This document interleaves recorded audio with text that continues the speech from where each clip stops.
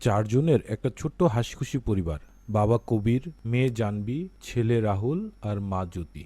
এই চারজন মিলেই তাদের পরিবার। তারা কিছুদিনের জন্য শহরের বাইরে তাদের ফার্ম হাউসে ফ্যামিলি টাইম স্পেন্ড করার সিদ্ধান্ত নেয়। পরদিন চারজন রওনা দেয়। পথে একটা রেস্টুরেন্টে থামে। তারা এখানে খাওয়ার জন্য যে পরোটাগুলো নেয় সেগুলোর মধ্যে অনেক বেশি বাটার থাকে, তাই জাহ্নবী এগুলো খাওয়ার জন্য মানা করে দেয়। তখন জ্যোতি কবিরকে বলে তাকে এক কাপ চা এনে দেওয়ার জন্য।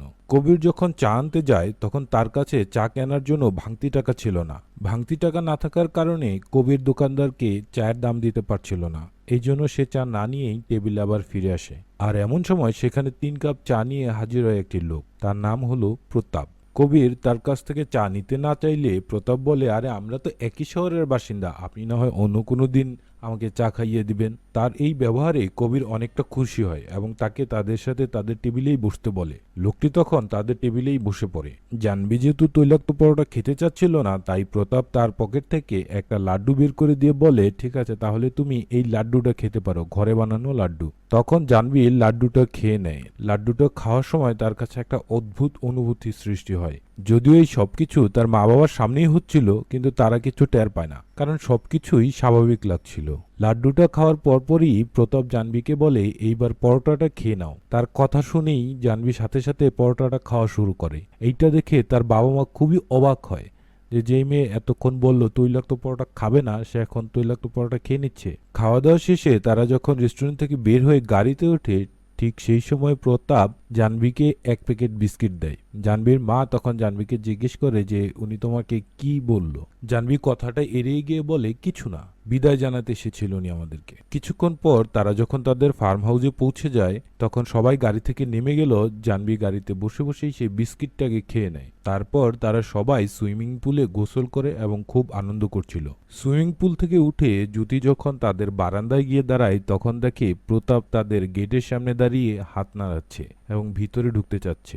সে এটা দেখে দৌড়ে গিয়ে কবিরকে বলে এবং তারা যখন ঘরে ঢুকে তখন দেখে প্রতাপ অলরেডি ঘরের ভিতরে আছে। তখন জাহ্নবী বলে, আমি ওনাকে ঘরের ভিতরে নিয়ে এসেছি। প্রতাপ বলে, আসলে আমার ফোনের চার্জ শেষ হয়ে গেছে, আমি আমার মেয়ের সাথে কথা বলবো, আমি ফোনে একটু চার্জ দিয়েই চলে যাব। আর এটা যে আপনাদের বাসা আমি একদমই জানতাম না, এটা আসলে পুরোপুরি কাকতালীয় ব্যাপার। কারো কাছেই ব্যাপারটা ভালো লাগছিল না, কিন্তু তাও সে রাজি হয় এই ভেবে যে মাত্র 15 মিনিটেই ফোনটা চার্জ হয়ে যাবে, এরপর আপদ থেকে মুক্তি। তাকে সামনের রুমে বসতে দিয়ে চা দিয়ে তারা সবাই উপরে চলে যায়। আর এই সময় প্রতাপ জুতা সহ পা তুলে দেয় টেবিলের উপরে। ভাবটা এইরকম যেন এটা তার নিজেরই ঘর। কিছুক্ষণ পর জাহ্নবী সেখানে আসে আর প্রতাপকে তাদের পারিবারিক ব্যক্তিগত কথাগুলো অকপটে বলতে থাকে। তাদের লাদাখ ট্যুরের ব্যাপারেও প্রতাপকে সব জানায়। প্রতাপ বলে, তুমি তো কোথাও যেতে পারবে না, কারণ তোমাকে তো আমার সাথে যেতে হবে, আমার ঘরে সারা জীবনের জন্য। বলো ওকে। জাহ্নবী অনেকটা রোবটের মতো করে বলে ওকে।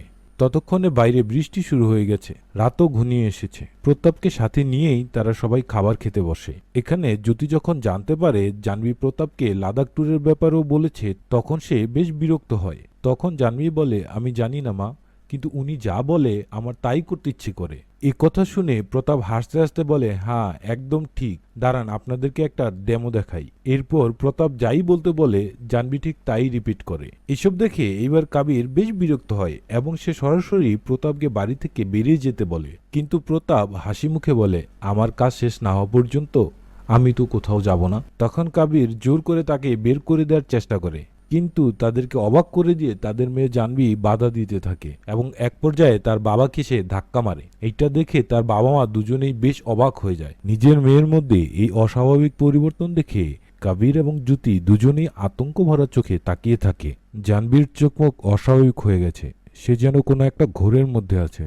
কবির চিৎকার করে বলে, কি করেছিস তুই আমার মেয়ের সাথে? প্রতাপ হাসতে হাসতে বলে, ভাবি আপনি যেটা মনে মনে ভাবছেন সেটাই, একটু জোরে বলেন দেখি। কাপা কাপা কণ্ঠে জ্যোতি বলে ওঠে, কালো জাদু। প্রতাপ হাসি মুখে বলে, আপনার মেয়ে এখন আমার হাতের পুতুল আর আমি তার মালিক। আর তার এই কথার প্রমাণ দিতেই সে জাহ্নবীর দিকে তাকিয়ে বলে, জাহ্নবী চিৎকার করে কাঁদতে শুরু করো। তার কথা শেষ হওয়া মাত্র বুক ভাঙা কান্নায় ভেঙে পড়ে জাহ্নবী। চিৎকারে তার গলা ছিঁড়ে যাওয়ার জোগাড় হয়েছে। এই দৃশ্য দেখার পর কবির এবং জ্যোতি অসহায় হয়ে পড়ে। এরপর প্রতাপ জাহ্নবীকে বলে চায়ের পাতা এনে খেতে। প্রতাপের কথা মতো জাহ্নবী প্যাকেট থেকে চায়ের পাতা খেতে শুরু করে। অজয় তাকে থামাতে গেলে প্রতাপ জাহ্নবীকে বলে তার বাবাকে থাপ্পড় মারতে। জাহ্নবী তার বাবাকে থাপ্পড় মেরে বসে। জাহ্নবীর চোখে মুখে তীব্র আতঙ্ক আর অপরাধবোধ। তখন প্রতাপ তাদেরকে বলে, আমার কথা মন দিয়ে শোনো। আমার জাহ্নবীকে তোমাদের অনুমতি সহ নিয়ে যাওয়া দরকার। আমি অন্যরকম জিনিস ভাই। আমার সামনে কেউ কান্নাকাটি করলে আমার খুব ভাল লাগে, তবে সবচেয়ে ভাল লাগে রক্ত দেখতে। তাই আমার ধৈর্যের পরীক্ষা না করে ভালোই ভালোই তোমার মেয়েকে দিয়ে দাও। এই কথা বলতে বলতে সে জাহ্নবীকে একটা লাথি মেরে বসে। এটা দেখে ক্ষিপ্র বাঘের মতো তার উপরে ঝাঁপিয়ে পড়ে কবির। কিন্তু এ সময় তার ছেলে রাহুল সামনে চলে আসে আর প্রতাপ চিৎকার করে বলে, জাহ্নবী তোর ভাইয়ের মাথা ফাটিয়ে দে। প্রতাপের কথা শুনেই জাহ্নবী তার ভাইয়ের মাথা ফাটিয়ে দেয়। মুহূর্তেই রক্তাক্ত রাহুল মাটিতে লুটিয়ে পড়ে। তাদের মেয়ে আর তাদের মেয়ে ছিল না। এই সময় বাইরে কলিং বেল বেজে ওঠে। মাঝরাতে বাসায় এসেছে পুলিশ। পুলিশ ভিতরে এসে দেখে লিভিং রুমে বসে আড্ডা দিচ্ছে কবির, জ্যোতি আর প্রতাপ। পুলিশের কাছে প্রতাপকে কবির তার বন্ধু বলে পরিচয় করিয়ে দেয়। মূলত জ্যোতি এক ফাঁকে পুলিশকে ফোন করেছিল, কিন্তু কিছু বলার আগেই তাকে ফোন কাটতে হয়। তাই চেক করার জন্য পুলিশ এসেছে, কিন্তু অজয় আর জ্যোতি পুলিশকে বুঝিয়ে মানিয়ে ফিরিয়ে পাঠায়। আর এর পরপরই আমরা তাদের এই আচরণের কারণ জানতে পারি। খোলা গ্যাস সিলিন্ডারের উপর দিয়েশলাই নিয়ে বসে আছে জাহ্নবী। নিরুপায় অজয় আর জ্যোতি তাই অভিনয় করছিল পুলিশের সামনে। পুলিশ যাওয়ার পর অজয় হাত জোর করে প্রতাপকে অনুরোধ করে তাদেরকে ছেড়ে দিতে। বিনিময়ে প্রতাপ যত টাকা চায় সে দিতে রাজি। প্রতাপ হাসি মুখে বলে, আচ্ছা ঠিক আছে, বাসায় যা আছে তা নিয়ে আসো। অজয় একটা ব্যাগ ভর্তি করে যত টাকা এবং গহনা ছিল সব এনে প্রতাপকে দেয়। ব্যাগটা হাতে নিয়ে প্রতাপ হাসি মুখে বেরিয়ে যায়। সামান্য কটা টাকার জন্য আজকের রাতটা একটা নরকে পরিণত করে দিয়েছিল। কিন্তু প্রতাপ চলে যাওয়ার পরও জাহ্নবীর চোখ মুখ ছিল অস্বাভাবিক। তার বাবা মার ডাকেও সাড়া দিচ্ছিল না। এই সময় দরজার বাইরে আগুন দেখে কবির বাইরে ছুটে যায়। গিয়ে দেখে প্রতাপ সেখানে টাকার ব্যাগ আগুনে পোড়াচ্ছে। প্রতাপ একটা পৈশাচিক হাসি দিয়ে বলে, তুই ভেবেছিলি আমাকে সামান্য কটা টাকা দিয়ে কিনে নিবি? তুই জানিস আমি কে? তুই জানিস আমি কি করতে পারি? আর মাত্র কয়েকটা ঘন্টা, এরপরই আমি হব চূড়ান্ত ক্ষমতার অধিকারী। এরপর প্রতাপ আবার ঘরে ফিরে আসে। ঘরে ফিরে এসেই সে জাহ্নবীকে বলে তার গালে থাপ্পড় মারতে। আর তার কথা মতো জাহ্নবী তার সমস্ত শক্তি দিয়ে নিজেকে চড় মারতে থাকে। কবির আর জ্যোতি দুজনই এক নরকীয়তার মধ্য দিয়ে যাচ্ছিল। তাদের চিন্তা শক্তিও যেন স্থবির হয়ে গেছে। একটু পরই প্রতাপ আবার জাহ্নবীকে বলে গান ছেড়ে দিয়ে নাচার জন্য। প্রতাপের কথা মতো জাহ্নবী গান ছেড়ে দিয়ে নাচতে থাকে। সে নাচতে নাচতে ক্লান্ত হয়ে পড়লে তার মা তাকে এক গ্লাস পানি এনে দেয়। প্রতাপ জাহ্নবীকে বলে, তুমি এই পানিটা ফেলে দাও, খাবে না। তার কথা মতো জাহ্নবী পানিটা ফেলে দেয়, খায় না। কি যে অমানবিক দৃশ্য। এরপর প্রতাপ জ্যোতিকে উপরে চলে যেতে বলে, কিন্তু জ্যোতি যেতে রাজি না হলে জাহ্নবীকে বলে তার মায়ের গলায় ছুরি ধরতে। প্রতাপের কথা মতো জাহ্নবী তার মায়ের গলায় ছুরি ধরে। তাই বাধ্য হয়ে জ্যোতি উপরে চলে যায়। তারপর প্রতাপ জাহ্নবীকে বলে, তুমি এই ছুরি হাতে দাঁড়িয়ে থাকবে, আমি একটু ঘুমিয়ে নেই। যদি কেউ আমার কাছে আসার চেষ্টা করে তাহলে তাকে মেরে ফেলবে। তার কথা মতোই জাহ্নবী ছুরি হাতে সেখানে দাঁড়িয়ে থাকে। কিছুক্ষণ পর তার বাবা যখন নিচে নামতে চায়, জাহ্নবী তাকে বারবার নিষেধ করে। তারপরেও তার বাবা যখন নিচে নামছিল তখন সে তার প্যান্টের ভিতরে দাঁড়িয়ে দাঁড়িয়ে পি করে দেয়। এইটা দেখে তার বাবা আবার উপরে চলে যায়।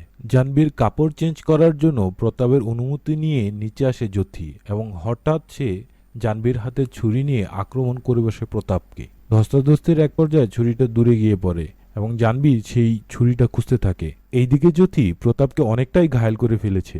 জাহ্নবী খুঁজতে খুঁজতে যখন ছুরিটা পেয়ে যায়, সে তখন সেই ছুরি নিয়ে তার মাকে আক্রমণ করার জন্য আসবেই।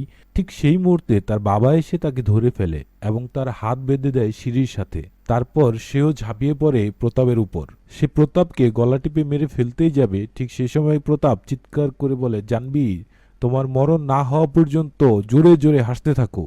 বাধা অবস্থায় পাগলের মতো হাসতে থাকে জাহ্নবী। তার সেই তীক্ষ্ণ অমানসিক হাসিতে থামতে বাধ্য হয় কবির। প্রতাপ নিজের মুখ থেকে ভাঙা কাচের টুকরোগুলো বের করতে করতে বলে, তোমাদেরকে একটা সিক্রেট বলি, আমি যদি মারা যাই তবে মরার আগে আমি যে নির্দেশ দেব সেটাই করতে করতে তোমার মেয়েও কিছুক্ষণের মধ্যেই মারা যাবে। এরপর সে জ্যোতি এবং কবিরের এই আক্রমণের প্রতিশোধ হিসেবে জাহ্নবীকে আদেশ দেয় তার ছোট ভাই রাহুলকে মেরে ফেলতে। মুহূর্তের মধ্যেই ছুরি হাতে ছুটে যায় জাহ্নবী, কিন্তু রাহুলকে মারার আগেই তার বাবা মা গিয়ে তাকে আটকায়। এ সময় হঠাৎ জাহ্নবী থেমে যায় আর কাঁদতে কাঁদতে বলে, আমাকে এসব থেকে বাঁচাও বাবা, আমার নিয়ন্ত্রণ আমার কাছে নেই, আমাকে প্লিজ বাঁচাও। মেয়ের কান্না ভেজা এই কণ্ঠের আহাজারি স্তম্ভিত করে দেয় বাবা মাকে। আর এই সুযোগ নিয়েই জাহ্নবী তাদেরকে ওই রুমে আটকে দেয়। এবং নিজে ছুরি হাতে রাহুলকে খুঁজতে থাকে। তো রাহুলকে সে ভিতরে বাইরে সবখানে পাগলের মতো খুঁজতে থাকে। এক পর্যায়ে জাহ্নবী খুঁজে পায় রাহুলকে। কবির আর জ্যোতিও দরজা ভেঙে বেরিয়ে আসে, কিন্তু কবির তাদেরকে ধরতে যাওয়ার আগেই প্রায় একতলা উঁচু ছাদ থেকে রাহুলকে নিচে ফেলে দেয় জাহ্নবী। ছেলের নিথর দেহের পাশে বাবা মা দুজনই অসহায়ের মতো বসেছিল। প্রতাপের কথা অমান্য করার ক্ষমতা এখন আর তাদের মাঝে নেই। ঠিক এই সময় রাহুলের জ্ঞান ফিরে আসে। সে মরেনি, এখনো বেঁচে আছে, কিন্তু মারা না গেলেও বাচ্চাটা মারাত্মকভাবে আহত, তাকে হাসপাতালে নিতেই হবে। এই পর্যায়ে তাদের কোনো উপায় না থাকায় প্রতাপের কথা মেনে নিতেই হয় তাদের। জাহ্নবীকে নিয়ে যাওয়ার অনুমতি দেয়। প্রতাপ হাসি মুখে বিদায় জানিয়ে তাদের মেয়েকে নিয়ে চলে যায়। প্রতাপ জঙ্গলের ভেতরে গোপন আস্তানায় ফিরে আসে। আর এখানেই আমরা দেখতে পাই শুধু জাহ্নবী নয়, তার মতো আরো অসংখ্য অল্পবয়স্ক মেয়ে আছে এখানে। এরা প্রত্যেকেই প্রতাপের কালো জাদুর প্রভাবে তার বাধ্যগত পুতুলের মতো। সবাই যেন একটা ঘোরের মধ্যে ডুবে আছে। এরই মধ্যে প্রতাপ তান্ত্রিক রূপে ফিরে আসে। এদিকে জ্যোতি রাহুলকে নিয়ে হাসপাতালে রওনা হয়, আর কবির ছুটে যায় জাহ্নবীকে উদ্ধারের উদ্দেশ্যে।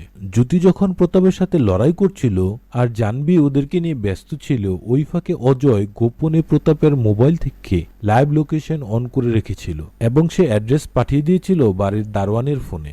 দারোয়ানের ফোন নিয়ে কবির প্রতাপের লোকেশন জানতে পারে। এরপর সে একটা সাইকেলে করে সেদিকে যেতে থাকে। অন্যদিকে বিশাল এক অগ্নিকুণ্ডের সামনে জড়ো হয়েছে সবগুলো মেয়ে। প্রতাপের সামনে অনেকগুলো কালো রঙের পুতুল, একটা লাল রঙের পুতুল। প্রতাপ মেয়েগুলোকে বলে, যখন আমি এই কালো পুতুলটা ছুঁড়ে মারবো আগুনে, তখন তোমরা সবাই আগে আসবে, আর যখন আমি এই লাল পুতুলটা ছুঁড়ে মারবো তখন তোমরা সবাই সেই আগুনে ঝাঁপ দিবে। তার কথা মতো সে যখনই একটা কালো পুতুল আগুনে ফেলে, তখন মেয়েগুলো সামনের দিকে এগিয়ে আসে।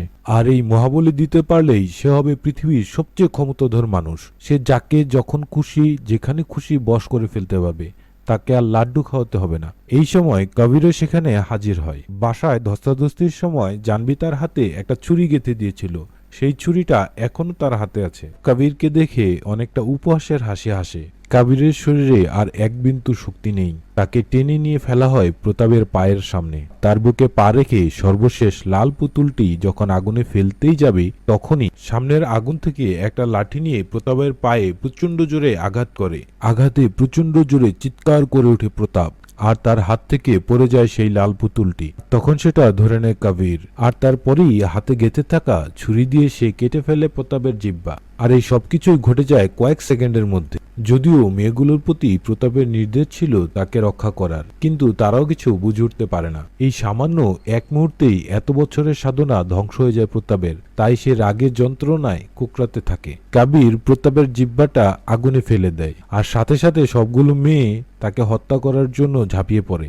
অসংখ্য মেয়ের সাথে তার মেয়েও সেখানে ছিল। মেয়েগুলো যখন তাকে মেরে ফেলতেই যাবে, ঠিক এই সময় স্বয়ং বশীকরণ প্রয়োগকারী কালো জাদুকর প্রতাপ নিজেই কথা বলে ওঠে। সে বলে, আমি তোমাদের সবাইকে সারা জীবনের জন্য মুক্ত করে দিচ্ছি, তোমরা আগের মতো স্বাভাবিক হয়ে যাও। এই কথা শুনতেই মেয়েগুলো কালো জাদু থেকে বেরিয়ে আসে। মূলত বাসায় থাকাকালে প্রতাপ কবিরের সামনেই তার মেয়েকে বলেছিল, তোমার বাবা চায় আমি তোমাদের সারা জীবনের জন্য মুক্ত করে দেই, তোমরা আবার আগের মতো স্বাভাবিক জীবনে ফিরে যাও। কিন্তু সেটা কখনোই হবে না। প্রতাপ যখন এই কথাগুলো বলছিল, তখন একটা মিনি রেকর্ডার দিয়ে কথাগুলো রেকর্ড করে নেয় কবির। তারপর সেটাকে এডিট করে কবির সেটাকে নিয়ে সেখানে এসেছিল। কিছুদিন পরের কথা, হাসপাতালে ভর্তি কবির। প্রতাপকে সেদিনের পর থেকে আর কোথাও দেখা যায়নি, যেন সে গায়েব হয়ে গেছে। পুলিশ জানায় জাহ্নবী সহ 102 জন মেয়েকে পাওয়া গেছে সেখানে।